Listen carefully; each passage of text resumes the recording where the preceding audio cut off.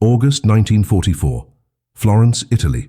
The German army is in full retreat and one man stands at the edge of an impossible decision. His name is General Gerhard Wolf, and in his hands rests the fate of a bridge that has survived 700 years of history. Hitler's orders are crystal clear. Destroy every bridge, every crossing point, leave nothing for the advancing Allies. But this isn't just any bridge. This is the Ponte Vecchio, the old bridge, a medieval masterpiece lined with gold shops and jewelers, a structure that has watched empires rise and fall since 1345. Wolf has his engineers ready, the explosives are in place, and his finger hovers over a trigger that will erase centuries in seconds. Yet something stops him. Something in the weight of those ancient stones, in the whisper of the Arno River flowing beneath, tells him that some orders are meant to be broken. The world doesn't remember General Gerhard Wolf. History books rarely mention his name outside of obscure Italian archives. There are no Hollywood movies about him, no statues erected in his honor, no medals pinned to his chest by grateful nations. He's been erased from the narrative of World War II as cleanly as if he never existed. But on that scorching summer day in Florence, as Allied forces closed in from the south and the German war machine crumbled around him, Wolf made a choice that would save one of humanity's greatest treasures. He looked at the Ponte Vecchio, with its crooked shops hanging over the water like something out of a fairy tale, and he decided that some things are worth more than following orders. Some things are worth risking your life, your career, your very survival for. This is the story of that decision and why it almost cost him everything. Florence in 1944 was a city holding its breath. For nearly 2 years, the Germans had occupied this Renaissance jewel, turning palaces into command posts and museums into storage facilities. The locals lived in a strange limbo, watching their city become a chess piece in a game played by distant powers. American and British forces were pushing north through Italy, liberating town after town, and everyone knew Florence would be next. But liberation came with a price. Hitler had issued his scorched earth policy, demanding that retreating German forces leave nothing useful behind. Roads, railways, factories, and especially bridges had to be demolished. The Allies needed those bridges to cross the Arno River and continue their advance. Without them, they would be delayed for weeks, maybe months, and so the order came down through the chain of command, cold and absolute: blow every bridge in Florence. All of them, no exceptions. Wolf received those orders in his headquarters, a requisitioned villa on the hills overlooking the city. He was not a young man carried away by ideology or blind loyalty. At 53 years old, he had seen enough war to know its true face. He had fought in the trenches of World War I, survived the chaos of the Weimar Republic, and watched his country descend into madness under Nazi rule. He was a career officer, yes, but he was also an art lover. A man who had studied the Renaissance masters, who had walked these very streets before the war and marveled at their beauty. Now he was being asked to destroy what he had once admired. His staff looked at him expectantly, waiting for confirmation to proceed. The explosives were ready. The engineers knew their work. One word from Wolf and the Ponte Vecchio would become rubble and memory. But Wolf was thinking about something his mother had told him when he was a boy in Frankfurt. She had taken him to see the old medieval bridges over the main river and said that bridges were different from other structures. Walls divide, she told him, but bridges connect. They're built by one generation as a gift to the next, a way of saying we believe in the future. The Ponte Vecchio had been that gift for 23 generations. It had survived floods that destroyed other bridges, wars that leveled cities, plagues that emptied streets. It had watched Leonardo da Vinci walk across its stones, seen Michelangelo argue with patrons in its shadow, felt the footsteps of millions who came to trade gold and silver in its tiny shops. And now in 1944, it faced its greatest test, not nature, not time, but the deliberate hand of man. Wolf made his decision in the silence of that villa, with the city spread below him like a painting by Cimabue. He would not destroy the Ponte Vecchio. He would find another way, some technical justification, some military reasoning that would satisfy Berlin while preserving the bridge. It was an act of rebellion disguised as tactical necessity, and it would require every ounce of cunning he possessed. Because if anyone discovered the truth, if anyone suspected that he had defied the Führer's direct order, The consequence would be immediate and brutal. The SS didn't forgive disobedience. They made examples of defectors, hanging them from meat hooks or shooting them in basement rooms. Wolf knew this, accepted it, and decided the bridge was worth the risk. What he didn't know was that his decision would set off a chain of events that would test not just his courage, but his ability to outwit the most paranoid military machine ever created. The German occupation of Florence had begun in September 1943, after Italy switched sides and joined the Allies. What had been an ally one day became enemy territory the next, and the Wehrmacht moved in with brutal efficiency. For the Florentines, it meant curfews, rationing, and the constant presence of soldiers in their streets. The city's Jews were hunted and deported.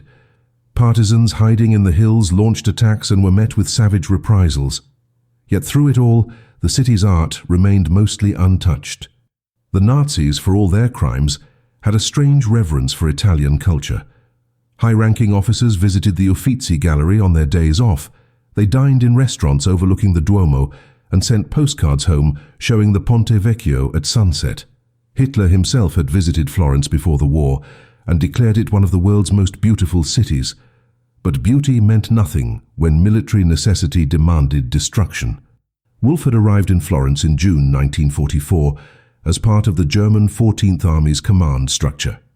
His official title was Consul General, a diplomatic role that gave him authority over civilian affairs and cultural matters. It was an unusual position for a military officer, but Wolf had requested it specifically. He knew what was coming. He had read the intelligence reports about the Allied advance, understood that Florence would soon become a battlefield. He also knew about Hitler's scorched earth directive, and he wanted to be in a position where he might influence what happened to the city's treasures. His superiors saw him as a reliable administrator, someone to manage the messy business of occupation while real soldiers fought the war. They had no idea he was planning to betray them. The bridge itself was more than just a crossing point. Built in 1345 after a flood destroyed its predecessor, the Ponte Vecchio had become Florence's commercial heart. Its distinctive feature was the rows of shops built directly onto the bridge structure, jutting out over the water on wooden supports. Originally home to butchers and tanners, the shops had been taken over by goldsmiths and jewelers in the 1500s, when the powerful Medici family, who walked across the bridge daily using a private corridor above the shops, complained about the smell. By 1944, these shops represented generations of family businesses, tiny workshops where craftsmen had perfected their trade over centuries. The bridge wasn't just architecture, it was living history, a place where past and present existed together in perfect harmony. Wolf began his preparations carefully. He couldn't simply refuse to destroy the bridge outright. That would trigger immediate investigation, and probably his arrest. Instead, he needed to create a scenario where preserving the bridge appeared to serve German military interests. He started by ordering his engineers to study all of Florence's bridges in detail, cataloguing their strategic value. He held meetings where he questioned whether destroying every bridge was truly necessary. Could they not disable some bridges with smaller demolitions, making them impassable but repairable? Would that not slow the Allies just as effectively while consuming fewer resources? His staff found these questions odd but not suspicious. Wolf had a reputation as a thorough planner, someone who questioned assumptions. What they didn't realize was that he was building a paper trail, a collection of documents that would justify whatever decision he ultimately made. Then in late July 1944, the situation became critical. Allied forces broke through German lines south of Florence and began their final push toward the city. Kesselring, the German commander in Italy, sent explicit orders. All bridges must be destroyed before evacuation. No delays, no exceptions. The Ponte Vecchio was specifically mentioned. Wolf received the order at 2 a.m, delivered by motorcycle courier. He had perhaps 72 hours before the Allies arrived. His engineers were already preparing the other bridges for demolition, placing explosives on the Ponte alla Carraia, the Ponte Santa Trinita, the Ponte alle Grazie. The Ponte Vecchio was next on the list. Wolf looked at the order, at Kesselring's signature, at the red stamp that marked it as highest priority. Then he picked up his pen and began drafting the lie that would save a bridge and possibly end his life. Wolf's strategy was brilliant in its simplicity. He would argue that the Ponte Vecchio was too narrow for modern military vehicles and therefore strategically worthless to the Allies. The bridge was only 32 meters long and just over 30 meters wide, with those medieval shops crowding both sides, leaving barely enough room for a single truck to pass through. Modern Sherman tanks couldn't possibly cross it with all those structures in the way. Furthermore, Wolf argued in his reports to High Command, destroying the bridge would create rubble in the Arno River that might actually make it easier for Allied engineers to build temporary crossings. But here was the masterstroke of his deception. Instead of blowing up the Ponte Vecchio itself, he would destroy the buildings on both approaches to the bridge, creating impassable ruins that would block access just as effectively as destroying the bridge itself. The Allies would still be delayed, the military objective would be achieved, but the historic bridge would survive. It was a compromise disguised as tactical innovation, and Wolf presented it with such confidence that his immediate superiors accepted it without question. But Wolf knew that acceptance from his local commanders meant nothing if Berlin or Kesselring's headquarters decided to investigate, so he took an enormous risk. He reached out through back channels to Italian art historians and Vatican officials who had been cataloguing Florence's treasures, trying to protect what they could from the chaos of war. These men, including the famous art scholar Giovanni Poggi, had been desperately documenting everything, taking photographs, making lists, hoping that somehow they could convince the Germans to spare at least some of the city's masterpieces. When Wolf quietly let it be known through intermediaries that he might be willing to help, they couldn't believe it. A German general offering to save Italian art. It seemed like a trap. But Poggi took the chance and met with Wolf in secret, in a darkened sacristy of a church near the Palazzo Pitti. Wolf explained his plan and asked for one thing in return: documentation. He needed these art historians to write letters, to create official records stating that the Ponte Vecchio had been evaluated and deemed militarily insignificant. He needed their expertise to legitimize his lie. The clock was ticking. On August 3, 1944, German engineers began placing explosives on Florence's bridges. The Ponte Santa Trinita, one of the most beautiful Renaissance bridges in Europe, was rigged to blow. The Ponte alla Carraia, rebuilt after World War I, received the same treatment. All along the Arno, the ancient stone bridges that had connected Florence's neighborhoods for centuries were being prepared for destruction. Citizens watched in horror from their windows as soldiers worked through the night, drilling holes in ancient masonry, threading detonation cord through channels carved in stone. Everyone knew what was coming. The question was when. Wolf had managed to delay the destruction of the Ponte Vecchio by claiming his engineers needed more time to properly demolish the approach buildings, but that excuse wouldn't hold forever. His staff was growing suspicious. Why was the general so particular about this one bridge? Why all the meetings, all the documentation, all the careful planning for what should have been a simple demolition? Then on August 4th, disaster struck. An SS officer arrived from German headquarters in Verona, sent specifically to oversee the bridge demolitions and ensure Hitler's orders were carried out to the letter. His name was Major Hans Frick, and he was exactly the kind of fanatic Wolf had feared. Frick had a reputation for absolute obedience and zero tolerance for anything that smelled like defeatism or disloyalty.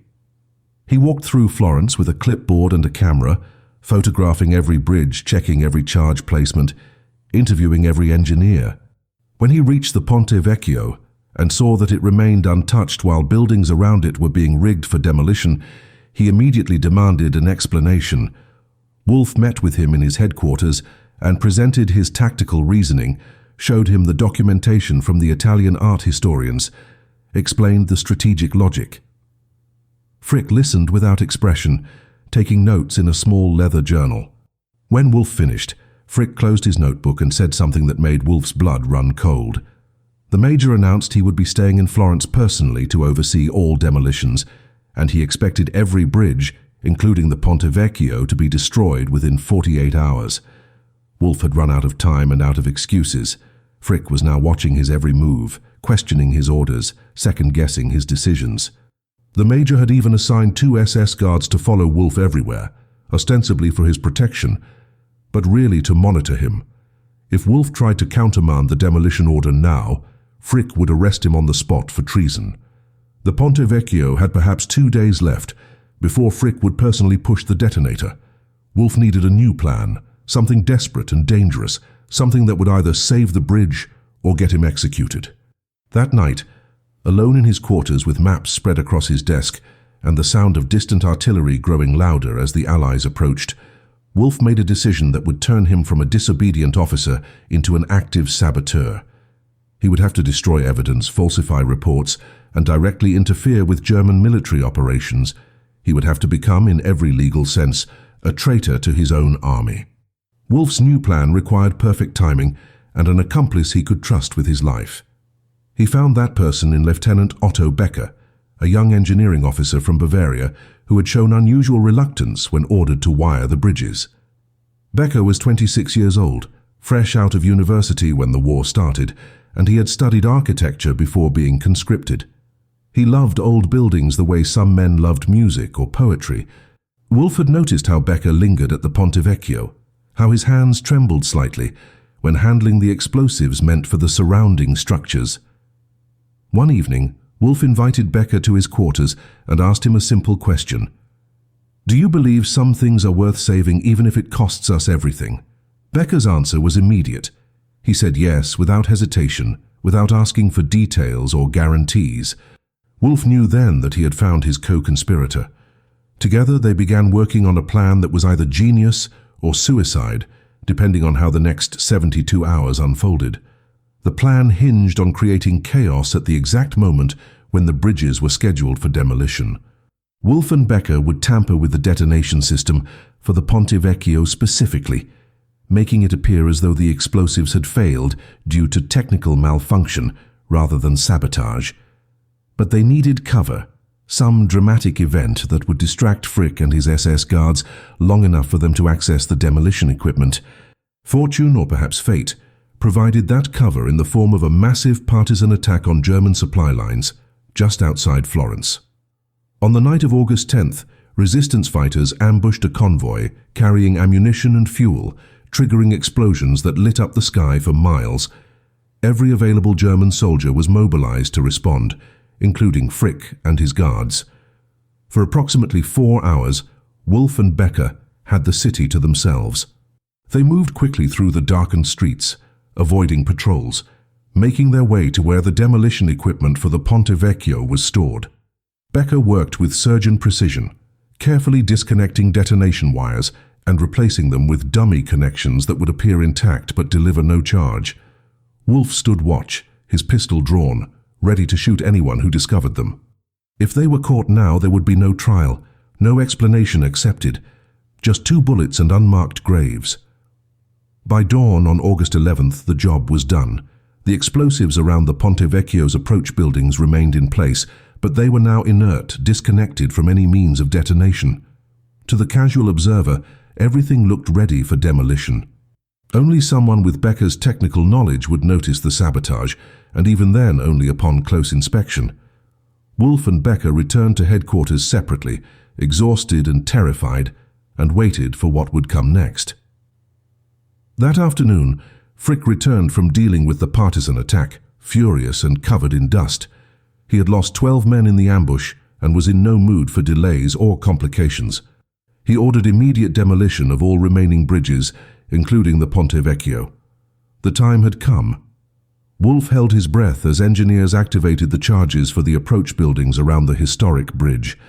The explosions were enormous, sending clouds of dust and debris into the air, collapsing centuries-old structures into rubble that blocked both ends of the Ponte Vecchio completely. But the bridge itself stood untouched, its golden shop still gleaming in the August sun, its ancient stones still spanning the green waters of the Arno. Frick watched the demolition from a command post on the hillside, binoculars pressed to his face.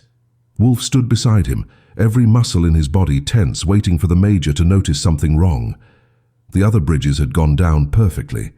The Ponte Santa Trinita had collapsed into the river in a cascade of Renaissance stone. The Ponte alle Grazie had split in half and tumbled into the water. But the Ponte Vecchio remained, isolated now by mountains of rubble, but structurally intact.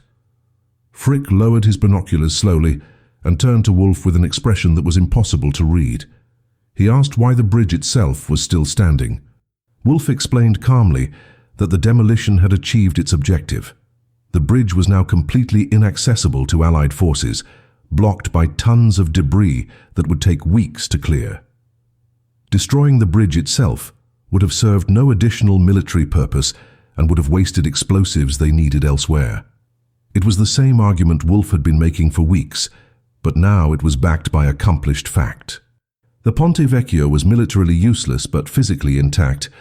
Frick stared at the bridge for a long moment, long enough that Wolf began planning his escape route if the Major drew his weapon. Then Frick nodded once, curtly, and said the result was acceptable. The Allies would be delayed, the order had been substantially obeyed, and they had conserved resources. He would report the demolition as successful, with tactical modifications implemented in the field. Wolf felt his knees weaken with relief, but kept his face neutral. He had done it. He had saved the Ponte Vecchio, but his gamble had one final test. Frick announced he would personally inspect all demolition sites the next morning before evacuating Florence. If he discovered the sabotaged detonation system, if he realized the bridge had been deliberately spared, Wolf and Becker would face immediate execution. They had one night to cover their tracks, one night to turn their act of sabotage into something that looked like legitimate tactical decision-making. One night to finish what they had started or die trying. That night, while Frick slept in his requisitioned villa, Wolf and Becker worked like men possessed. They couldn't simply remove the sabotaged equipment because its absence would be immediately suspicious. Instead, they had to create a narrative in the physical evidence itself, one that would explain why the Ponte Vecchio had been spared without revealing their deliberate intervention. Becker proposed a solution that was audacious in its simplicity. They would create the appearance of a partial detonation failure caused by Allied artillery interference. Throughout the day, American long-range guns had been shelling German positions around Florence, and several rounds had landed near the river. Becker suggested they could stage damage to the detonation cables that would look like shrapnel strikes, as if enemy fire had accidentally severed the connections at the critical moment. They spent hours carefully cutting and fraying wires, scattering metal fragments around the demolition site, even firing a few pistol rounds into equipment to simulate battle damage. By 3 in the morning, they had constructed a crime scene that told a completely false but entirely believable story. The Ponte Vecchio had survived not because of sabotage, but because of bad luck and the chaos of combat. Morning came too quickly. Frick arrived at the demolition sites at 7 o'clock sharp, accompanied by 2 engineers from another unit who would verify the work. Wolf and Becker met them at the Ponte Vecchio, and Wolf carefully walked the Major through what had supposedly happened. He showed Frick the damaged detonation equipment, pointed out what appeared to be shrapnel impacts, explained how the Allied artillery barrage had coincidentally struck at the moment of detonation. He emphasized that the engineers had done everything correctly, that the failure was purely circumstantial, a product of battlefield chaos rather than incompetence or, God forbid, sabotage. Frick examined everything with maddening thoroughness, picking up wire fragments, studying the damage patterns, asking technical questions that made Becker sweat visibly. The 2 verification engineers crawled through the rubble, checking charge placements and connection points. Wolf stood motionless, hands clasped behind his back in a posture of military confidence, while his heart hammered against his ribs. One wrong detail, one inconsistency, and everything would unravel. After 45 minutes that felt like 45 hours, Frick straightened up and brushed dust from his uniform. He declared the inspection complete and the explanation satisfactory. The demolition had achieved its strategic objective despite the equipment failure. The bridge was inaccessible, the Allies would be delayed, and no blame could be assigned to the German engineers who had worked under difficult combat conditions. Wolf had to suppress the urge to collapse with relief. Frick signed off on the demolition report, shook Wolf's hand with surprising warmth, and said he would recommend Wolf for commendation for his handling of a complex tactical situation. Then Frick and his SS contingent left Florence, heading north to join the general German retreat. As their vehicles disappeared into the hills, Wolf and Becker stood together on the southern bank of the Arno, looking at the Ponte Vecchio still standing proud and defiant amid the ruins of its neighboring bridges. Neither man spoke. What they had done was too enormous, too dangerous to discuss even in private. They had betrayed their oaths, violated military law, and committed acts that would see them executed if discovered. Yet they had saved something irreplaceable. The Allied forces entered Florence on August 11, 1944, just hours after Frick's departure. American soldiers of the Fifth Army, battle-hardened veterans of the Italian campaign, moved cautiously through streets still smoking from demolitions and firefights. They expected to find a city in ruins, all bridges destroyed, all crossing points eliminated. What they found instead astonished them. The Ponte Vecchio stood intact, isolated by rubble but structurally sound, its medieval shops untouched by the war that had raged around it. Officers radioed back to headquarters with the news, and within hours, journalists and photographers were swarming the bridge. The Associated Press ran a story calling it a miracle. Life magazine published photographs of American soldiers standing on the ancient stones, marveling at the craftsmanship of a bridge built 600 years before they were born. The official explanation was that German demolition efforts had been disrupted by Allied artillery, a fortunate accident of war. No one suspected the truth. Wolf remained in Florence for 3 more days, managing the final details of the German withdrawal and ensuring that as many art treasures as possible were left undamaged. Then he received orders to report to German headquarters in northern Italy. He said goodbye to Becker, who was being transferred to the Eastern Front, and they shook hands knowing they would probably never see each other again. Wolf told him that what they had done would remain their secret, that no one could ever know, that speaking of it would endanger them both. Becker agreed, and the 2 men parted ways. Wolf headed north through a landscape of retreat and defeat, past columns of exhausted soldiers and roads clogged with refugees. He knew the war was lost, that Germany's collapse was only a matter of time. But he also knew that somewhere behind him, the Ponte Vecchio still spanned the Arno, still connected one side of Florence to the other, still stood as proof that even in the darkest moments, individuals could choose beauty over destruction. He had saved a bridge, and in doing so perhaps saved a small piece of his own soul. The war ended 9 months later, in May 1945, with Germany in ruins and millions dead. Wolf survived, though barely. He spent the final months fighting in hopeless defensive actions in northern Italy, watching his country's army disintegrate around him. When the surrender finally came, he was captured by British forces near Lake Como and sent to a prisoner of war camp outside Naples. In that camp, surrounded by thousands of defeated German soldiers, Wolf said nothing about Florence. He didn't mention the Ponte Vecchio, didn't claim credit for saving it, didn't seek recognition or leniency for his actions. To do so would have required explaining how he had sabotaged German military operations, and even in defeat, such an admission could bring consequences. Other officers who had disobeyed orders, even for humanitarian reasons, were being investigated and sometimes prosecuted. The victorious Allies were hunting war criminals, and the line between a good German who resisted and a bad German who obeyed was often unclear in the chaos of post-war justice. So Wolf remained silent, just another captured officer among thousands, waiting to see what peace would bring. Meanwhile in Florence, the truth about the Ponte Vecchio's survival began to emerge slowly and incompletely. Italian officials who had worked with Wolf during the occupation started telling their stories.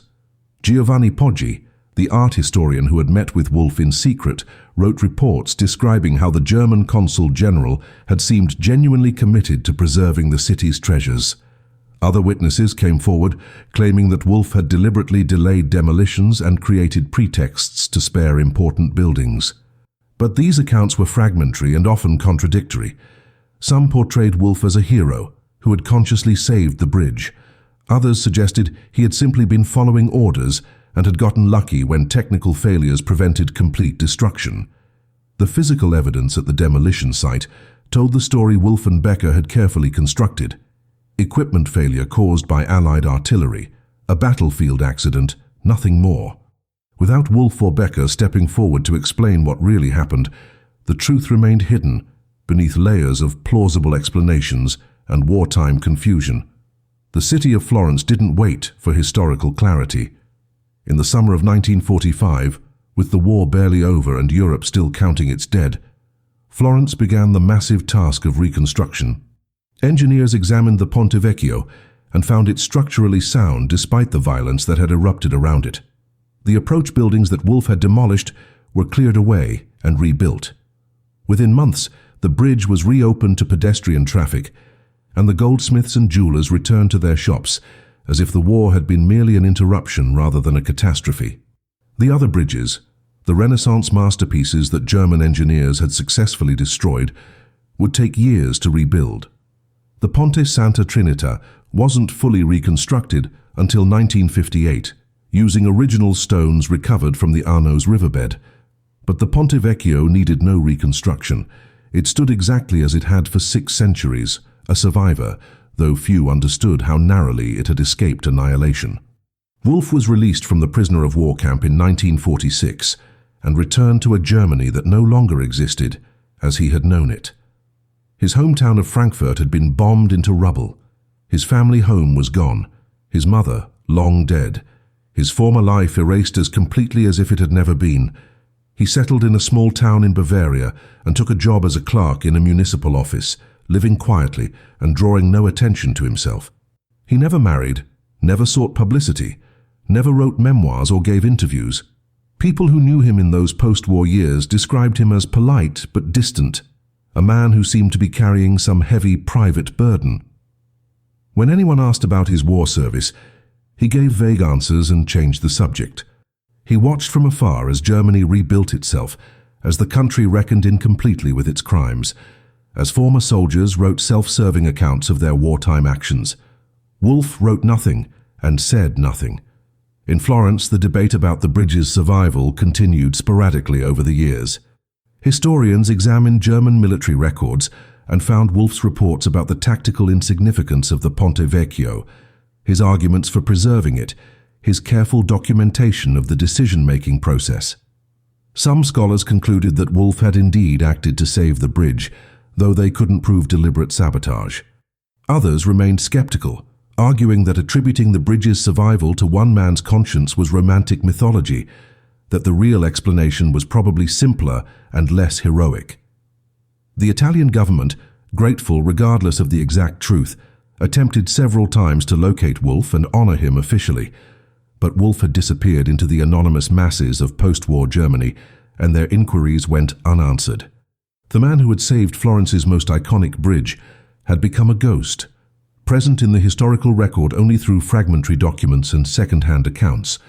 It seemed that Wolf had decided his reward was the bridge itself, still standing, still beautiful, still connecting past to present. He needed no recognition beyond that. The full truth emerged in 1961, 17 years after the bridge's salvation, and it came from the most unexpected source. Otto Becker, Wolf's co-conspirator, was dying of cancer in a hospital in Munich. He was only 43 years old but looked decades older, ravaged by disease and, his doctors suspected, by secrets that had eaten at him for years. Becker had never spoken about Florence, had lived a quiet life as a construction engineer, had married and raised 2 children who knew nothing of what their father had done during the war. But facing death, Becker decided the truth needed to survive, even if he could not. He contacted a journalist named Hermann Fischer and told him everything: the sabotaged detonation system, the staged equipment failure, the frantic night spent creating false evidence, and most importantly, Wolf's central role in planning and executing the operation. Becker provided dates, technical details, even sketches he had kept hidden for nearly 2 decades, showing exactly how they had disconnected the explosives. He made Fischer promise to find Wolf and tell him that the secret was out, that Becker could no longer carry it alone, that the world deserved to know what they had done. 3 weeks after giving his confession, Otto Becker died, taking with him the last eyewitness testimony of that August night in 1944. Fischer published his article in Der Spiegel magazine in February 1962, and it caused an immediate sensation. The headline read, "The General Who Saved Florence," and the story laid out Becker's confession in meticulous detail.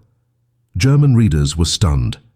Here was proof that at least one Wehrmacht officer had actively resisted Nazi orders, had risked his life to save art and history, had chosen beauty over obedience.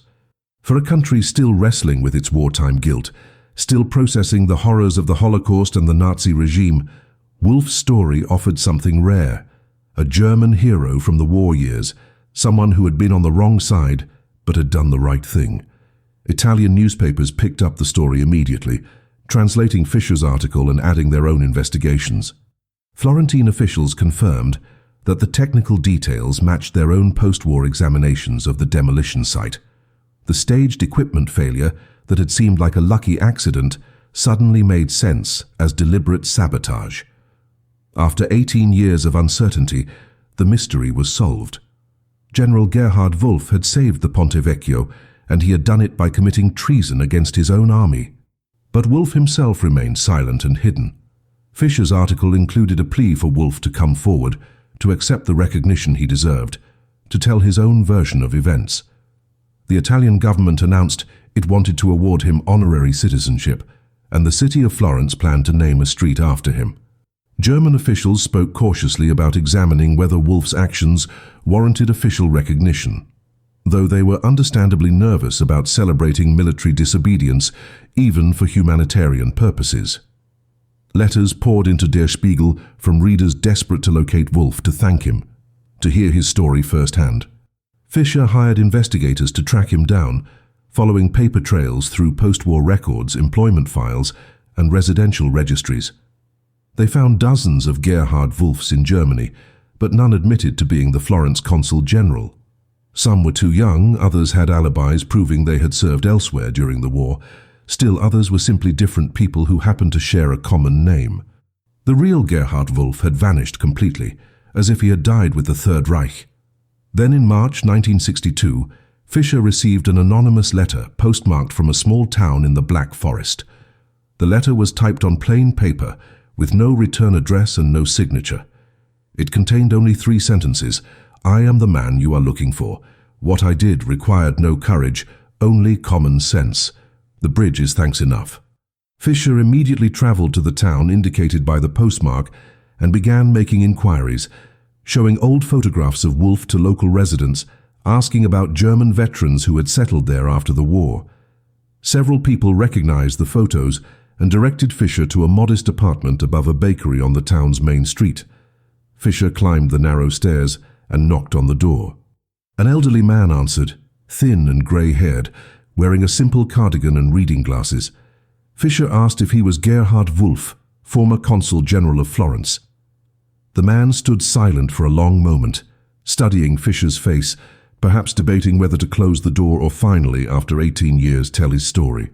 Wolf invited Fischer inside, and over the course of 6 hours he confirmed everything that Becker had revealed and added details that only he could know. He explained his motivation, his planning, his terror during those final days when Frick had nearly discovered the sabotage. He spoke about the decision to remain silent after the war, his belief that seeking credit for doing the right thing would somehow diminish the act itself. He described watching from Bavaria as Florence rebuilt, reading newspaper articles about the restored city, seeing photographs of tourists walking across the Ponte Vecchio, and feeling a quiet satisfaction that needed no public acknowledgement. Fischer took notes furiously, asking questions, seeking clarifications, trying to understand the psychology of a man who had saved a treasure and then disappeared. At the end of the interview, Fischer asked Wolf if he had any regrets. Wolf thought for a moment, then said his only regret was that he had not found a way to save the other bridges as well, that the Ponte Santa Trinita and the others had been destroyed while he had focused all his efforts on saving just one. It was, Fischer realized, the answer of a man who measured his actions not by what he had achieved, but by what he had failed to prevent. A perfectionist's lament from someone who had accomplished the impossible. Fischer's follow-up article, published in April 1962 and titled "I Found the Hero of Florence," transformed Wolf from historical footnote into international celebrity overnight. The piece included photographs of the elderly Wolf, the first images of him published since the war, showing a dignified man in his 70s with sad, intelligent eyes. Fischer's prose was respectful but powerful, painting Wolf as a moral exemplar in an immoral time, someone who had proven that individual conscience could triumph even within a criminal regime. The article was translated into Italian, French, English, and a dozen other languages. Within weeks, Wolf received hundreds of letters from around the world, from Holocaust survivors thanking him for proving not all Germans were monsters, from art lovers expressing gratitude for saving a masterpiece, from historians asking for interviews and details.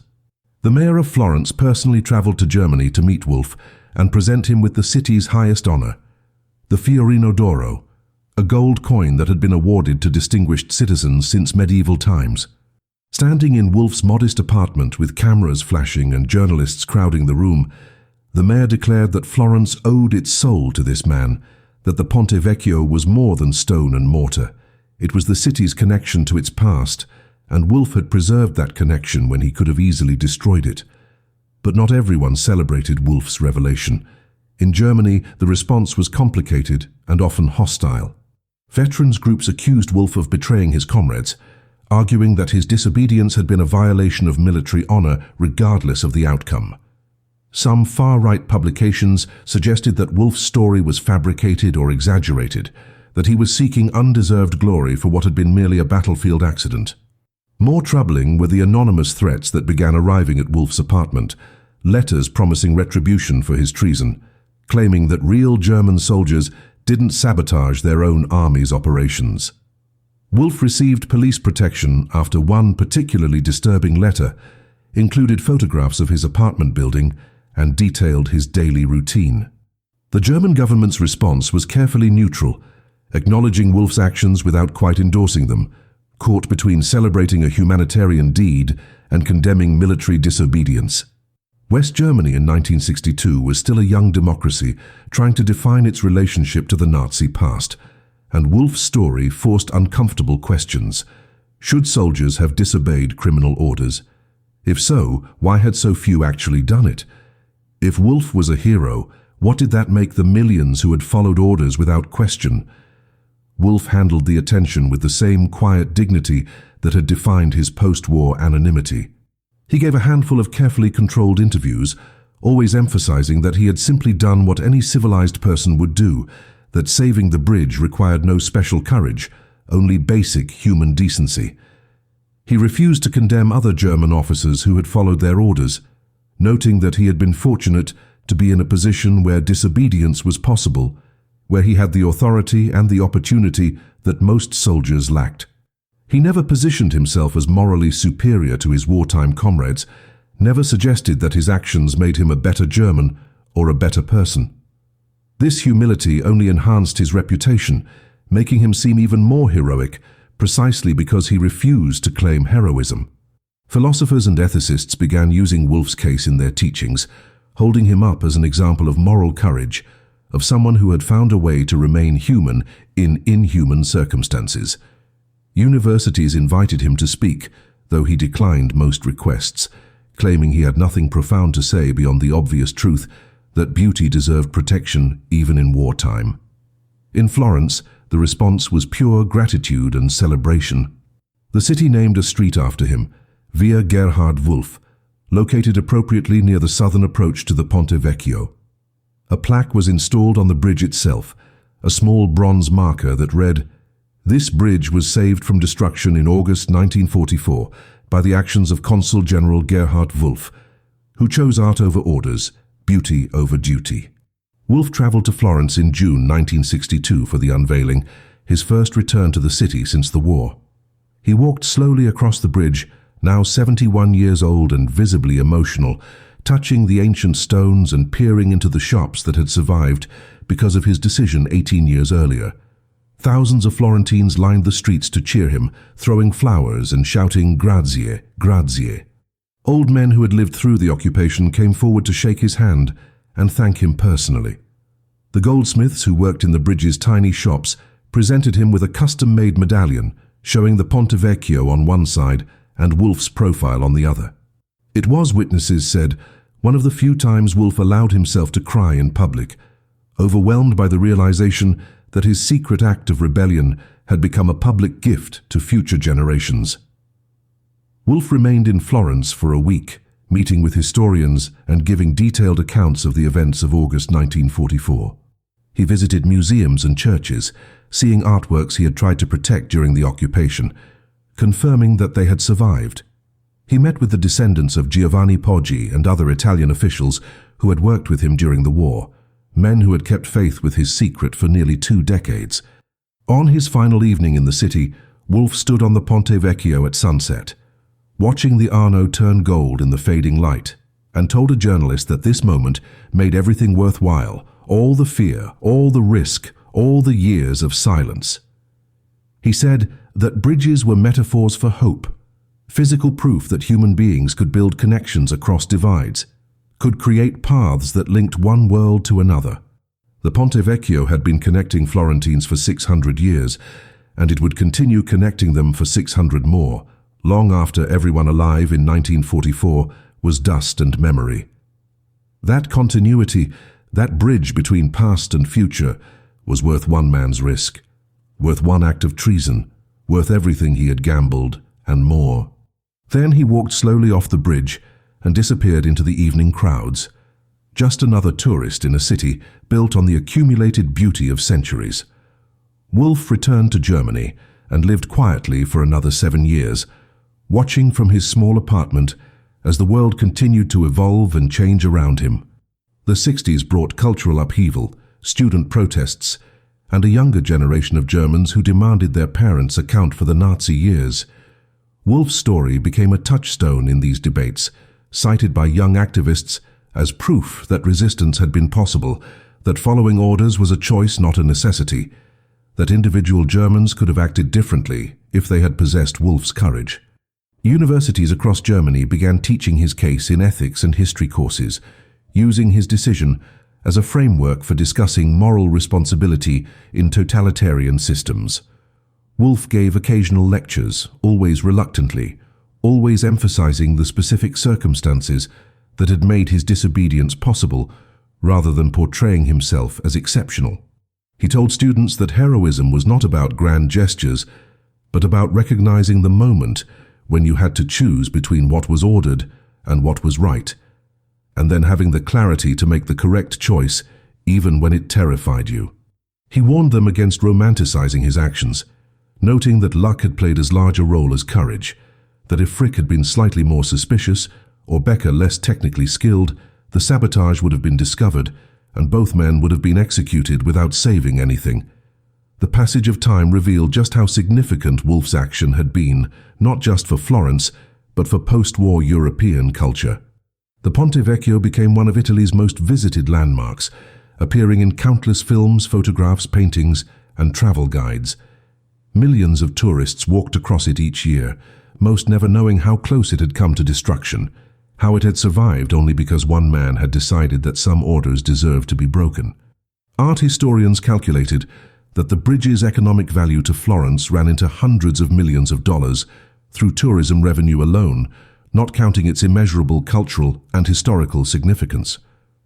The shops on the bridge continued their 600-year tradition of goldsmithing, with families passing down their craft through generations, a living continuity that would have been severed forever if Wolf had followed his orders. Scholars began comparing Wolf's action to other famous acts of cultural preservation, like the efforts to save Venice's artworks during floods or the evacuation of the Hermitage Museum during the siege of Leningrad. But Wolf's case was unique because it required not just effort but explicit disobedience, not just courage but treason, not just risk but the acceptance that discovery would mean certain death. In 1968, Wolf received an invitation that moved him deeply. The Israeli government asked him to visit Jerusalem and speak at Yad Vashem, the Holocaust Memorial, as part of a program honoring non-Jews who had resisted Nazi crimes. The invitation was controversial within both Israeli and German circles, with some arguing that a Wehrmacht officer, regardless of his actions in Florence, should not be honored at a Holocaust memorial. Others countered that Wolf represented exactly the kind of moral resistance that the memorial was designed to celebrate. that his willingness to disobey criminal orders was a lesson needed everywhere, especially in Israel, where debates about military ethics and following orders were intensely relevant. Wolf agonized over the decision for weeks before finally accepting, traveling to Jerusalem in the spring of 1969. His speech at Yad Vashem was brief and characteristically humble. He said he had not come to seek honor, but to acknowledge that saving one bridge while millions of human beings were being murdered was the smallest and most inadequate form of resistance imaginable. He spoke about the other bridges he had failed to save, about the Jews deported from Florence, whom he had been unable to protect, about the limits of individual action within a genocidal system. He concluded by saying that if his story had any value, it was not as an example of heroism, but as a reminder that every person in every moment has a choice, that the orders we follow and the orders we refuse define who we are far more than the uniforms we wear or the flags we serve. The Yad Vashem speech marked Wolf's final major public appearance. He was 78 years old and in declining health, suffering from the heart condition that would eventually kill him. He returned to Germany and spent his remaining months reading, corresponding with historians, and occasionally walking through the forests near his home. He had outlived most of his wartime contemporaries, both the heroes and the criminals, and found himself existing in a strange liminal space, neither fully German nor fully separate from Germany's crimes, a man defined by a single act that had become more significant with each passing year. He received word in early 1969 that Florence was planning a major ceremony for the 25th anniversary of the city's liberation, and they wanted him to attend as the guest of honor. Wolf declined, writing in his response that the bridge itself was the only monument he needed, that seeing it still standing was reward beyond measure, that he preferred to remember Florence as he had left it in June 1962, golden in the sunset, eternal and beautiful. Gerhard Wolf died on October 7, 1970, in his apartment in the Black Forest, with a view of the mountains outside his window and a photograph of the Ponte Vecchio on his bedside table. He was 79 years old. The death certificate listed heart failure as the cause, but those who knew him believed he had simply decided he had lived long enough, that he had seen his story told, his actions acknowledged, his bridge preserved for future generations.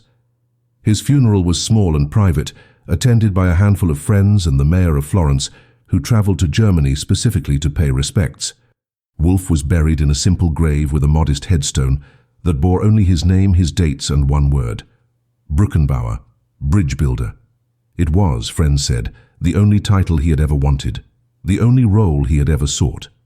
The German and Italian press published lengthy obituaries celebrating his life and his lone act of glorious disobedience.